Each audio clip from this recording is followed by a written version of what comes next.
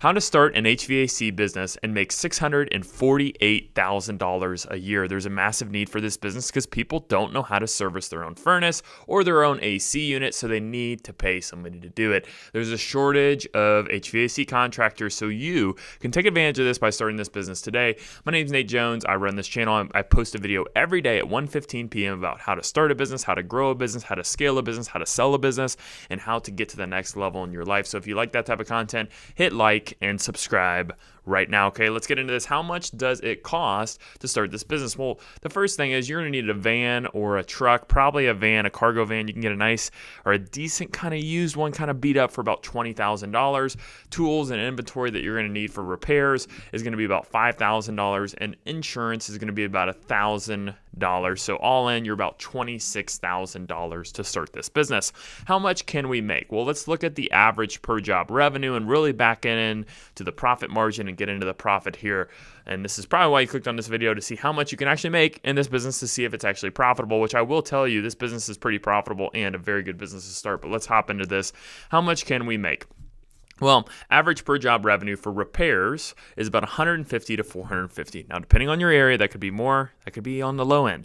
But, I'm just looking at the national average. So $150 to $450 for repairs, $5,000 to $13,000 for HVAC remodels, installation, and removal, depending on the depiction of those jobs, will change the price. But that's really where your money is on the remodels, installation, and removal, because you're able to charge that hourly rate of profit on your labor and be able to really get in and get that money for one job. Okay, so the average jobs we could do per week is, our profit margin for this business. Let's get into that first. Profit margin is going to be about 25%. And this is a little bit on the high end. It gets lower as you add employees, but since you're the only person you're operating the business, it's going to be a higher profit margin. You could probably get up to 30 to 35%, just you as the owner running this business that first year.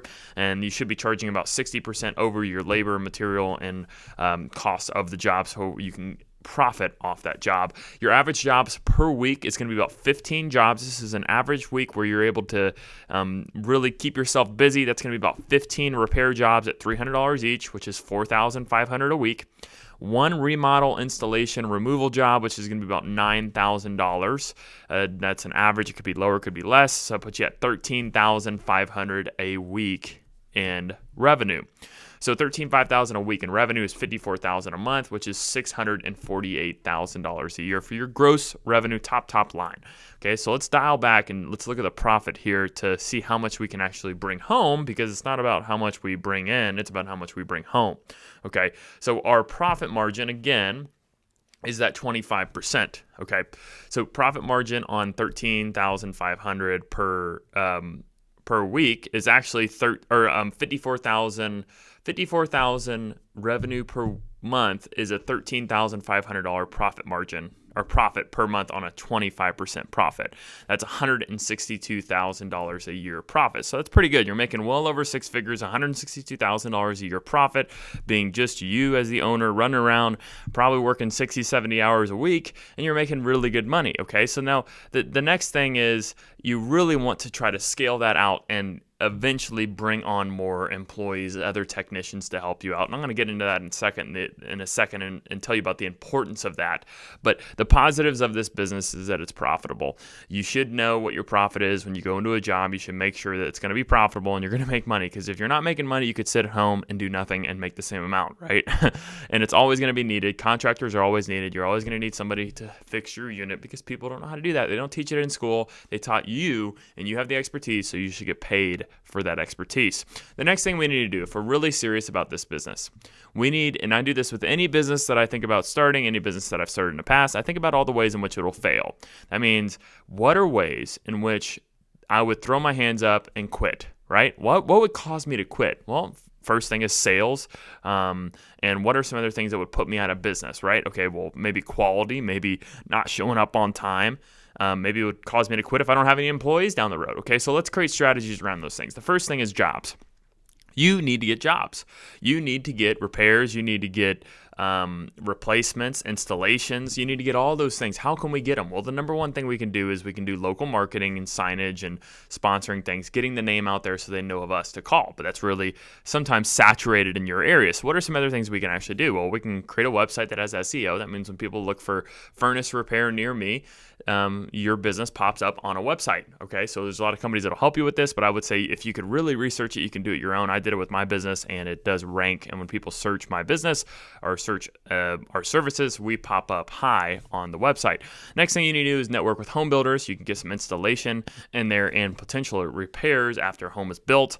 Home remodeling companies, a lot of times they don't want to touch that AC unit because they don't have anybody in their company who's good at that, so they want to sub that out to somebody else. You can be a subcontractor for that. Just make sure you work with great contractors so you make sure that you get paid. Okay.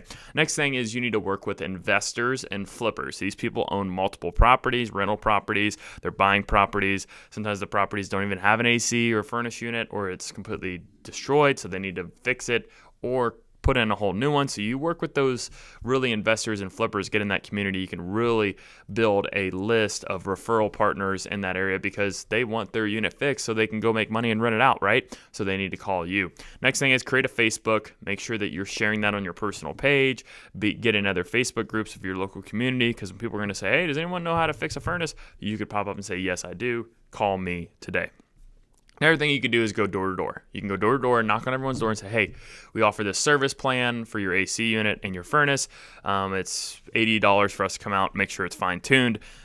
Here is your information. Always check your local area and see if you can even do that. But I would say, it's a lot of people don't think about that. Go door to door. Don't sit around and wait for the phone to ring. Go out there and hit it hard, okay?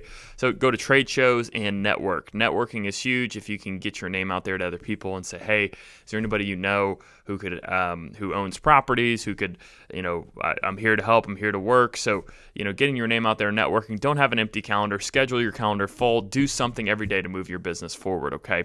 The next thing that could cause your business to fail is quality. That means you don't know what the heck you're doing. You need to be licensed. You need to be trained. You need to know what the heck you're doing, because sales, getting jobs will start your business, but having horrible quality will take you out of business, okay?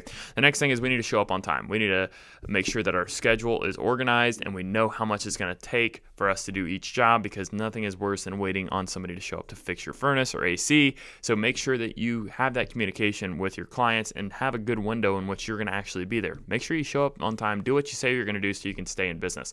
Next thing you need to do is you need to scale your business. You need to have employees, because if not, if it's just you, eventually you're going to run out of juice. You're going to run out of motivation, and then your business is going to fizzle. You need to have employees. You need to be scaling this business. You need to be dealing with new problems in your business. Hiring, firing. You're going to have to do that so many times, but you have to commit to scaling your business and finding people who are going to want to work hard for you and your business. So commit to scaling. After that, if you really want to start this business, I would say you consult with a local attorney, a local CPA, and a local insurance agent. Your local attorney is going to draft a customer agreement for your customers that they sign, holding them accountable for them to pay you and you to do the work that you say you're going to do. And that attorney will also help set up your LLC. Work with a local CPA to help you make sure that you're tracking your expenses properly for your taxes every year. It's very important that you file your taxes, and work with somebody who knows who can help you out with doing that. Work with a local insurance agent to help create a policy for you that's in your space, so you make sure that you're doing what you're saying. If something happens to your business that's unforeseen, an insurance policy will react to that and help you out. So if you need help with that, I own an insurance agency. We'd be happy to help. WexfordInsurance.com or WexfordINS.com. We'd be happy to help. Phone number for that, you can find it on our website. Reach out to us. So if you like today's video, hit like and subscribe. I post a video every day at 1:15 p.m. to help you start that next business and find the next business for you to get to the next level. Thanks.